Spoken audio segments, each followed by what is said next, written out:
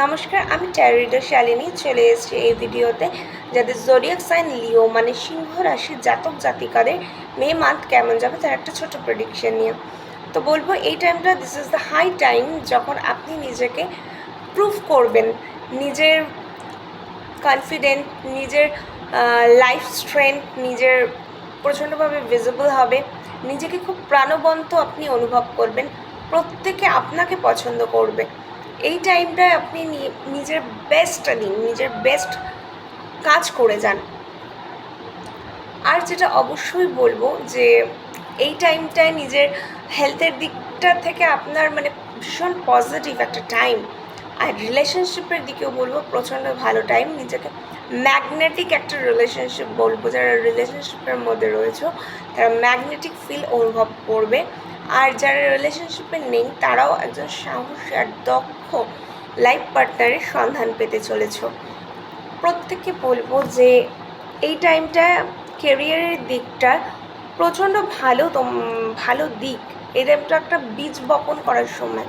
কোনো কাজকে ছোট করে অবহেলা করবে না, ছোট কাজ থেকে মনে করবে যে সাফল্যতা শুরু হয়। তো ইটস আ হাই টাইম কি তোমরা এই বীজটাকে বপন করো।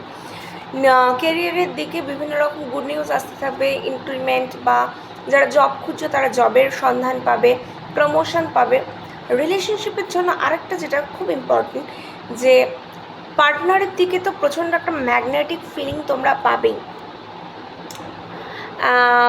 একটা গুড রিলেশনশিপ, একটা হেলদি রিলেশনশিপ তোমাদের মধ্যে থাকবে, বাট পার্টনারকে রেসপেক্ট করবে, মিউচুয়াল রেসপেক্টের মাধ্যমে নিজের রিলেশনশিপটাকে আগিয়ে নেবে।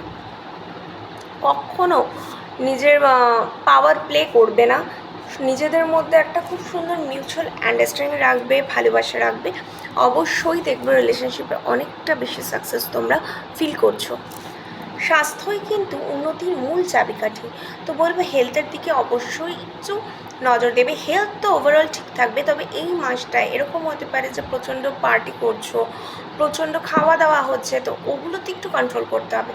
অতিরিক্ত পর্যায়ে পার্টির মধ্যেও যেও না, অতিরিক্ত কোনো মানে খাবার দাবারের মধ্যেও সেটা কন্ট্রোল করো। নিজের হেলথ অনুযায়ী, নিজের হেলথ বুঝে সেটা করো।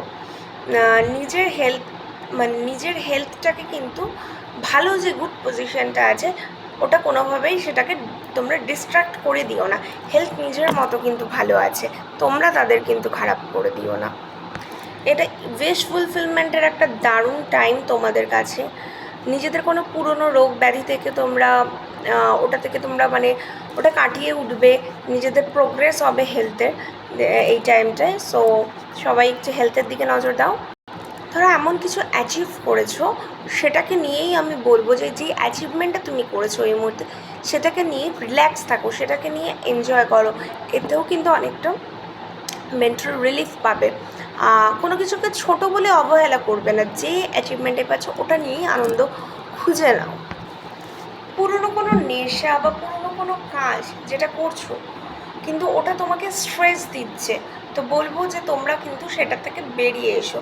ওই পুরনো জিনিসটাকে আঁকড়ে ধরে নিজেদের স্ট্রেসটাকে বাড়িও না, নতুন কিছু শুরু করো, পুরনোগুলোকে ছেড়ে দাও। যেগুলো তোমাকে যেটা তোমার স্ট্রেসের কারণ বা যেটা তোমার কোনো উন্নতি হচ্ছে না, সেই জিনিসটাকে আঁকড়ে রেখো না, ঠিক আছে? নিজে ক্লিয়ার কাটভাবে কথা বলুন, স্পষ্ট করে কথা বলুন। নিজের কোনো পুরনো অভ্যাসের জন্য লাইফস্টাইলটা দেখা গেলো এগোচ্ছে না, আটকে আছে।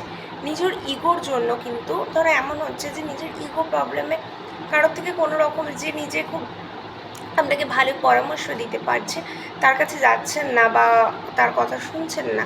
তো এই জিনিসটাই বলবো, প্লিজ যে আপনাদের ওয়েল উইশার বা যে আপনাকে সঠিক পরামর্শ দিতে পারে সেরকম একজন মানুষের সাথে কিন্তু কনসাল্ট করুন। নিজের বাবা মা যদি হয় সেটা, বা যে কেউ যে আপনাদের গাইডেন্স দেবে, যার গাইডেন্সে আপনি জানেন আপনার ভালো হবে, তার থেকে গাইডেন্স নিন।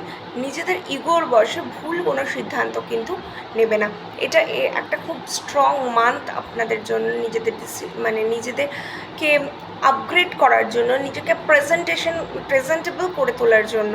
সো সবাই খুব ভালো থেকো, সুস্থ থেকো, হ্যাপি থেকো। Thank you so much. আমার প্রেডিকশন তোমাদের কেমন লাগলো অবশ্যই আমায় কমেন্ট সেকশনে কিন্তু জানিও।